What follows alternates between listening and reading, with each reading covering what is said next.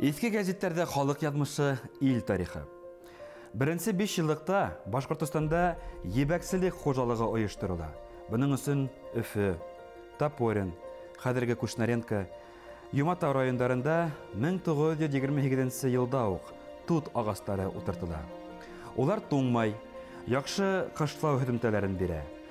Әйінді ебәк құрты үрсітуге біріншілерден болып агроном Болатов һәм Фәтих Тухфатурин иптәштәр тутына. Ебәк құрттары һәм күбәләктің түрлі тұқымдары һынау үтә.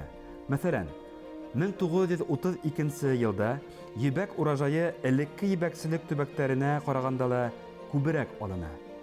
Багдад тұқымлы күбәләктің бер коробкаһы 71 килограмм ебәк бирә.